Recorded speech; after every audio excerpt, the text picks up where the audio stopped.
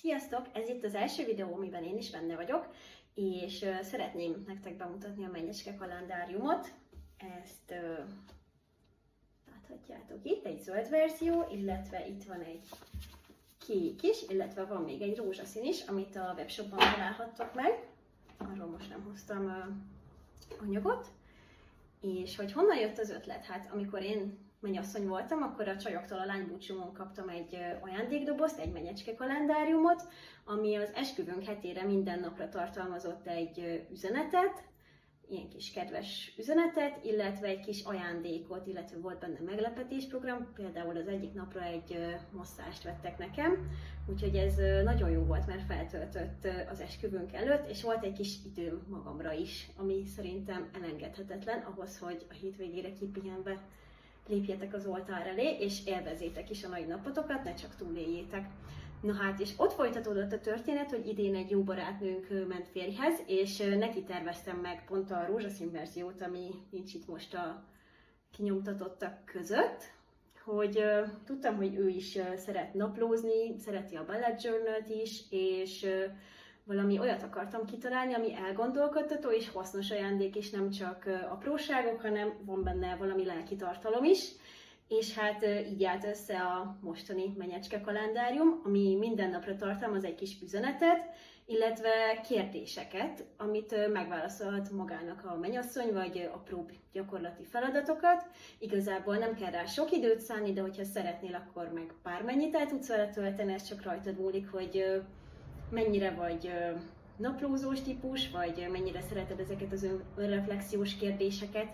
Igazából mindegyik nagyon hasznos az esküvő előtt, úgyhogy szerintem ezért is jó, hogyha például lánybúcsúra adjátok ajándékba a Menyecske kalendáriumot valakinek, mert nem csak egy emléket adtok, hanem valami olyat, ami sokáig hasznos lesz, vagy hogyha később, esetleg egy év múlva, vagy több év múlva előveszi az akkor már feleség, akkor is töltődhet belőle. Na, és most legutóbb kiegészítettem még bibliai igeversekkel is ezeket a kalendáriumokat, így most már nem csak a sima verzió érhető el, hanem az igeverses is, és erről még csak így egyben hoztam képet, mert még szét sem vágtam őket, még csak ez a legelső nyomtatás, amit itt láthattok.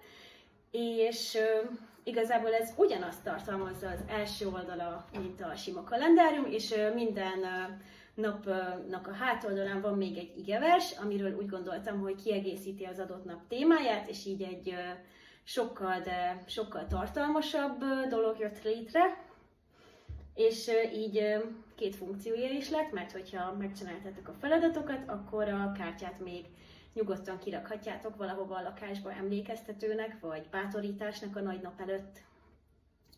Szóval keressétek a webshopban, most már elérhető, feltöltöttem, illetve hamarosan elérhető lesz a PDF verzió is a nyomtatott mellett, hogyha valaki esetleg magának vásárolná meg, vagy valaki olyannak, aki külföldön él, de tudja, hogy örülne neki, akkor sokkal könnyebb úgy eljutatni hozzá.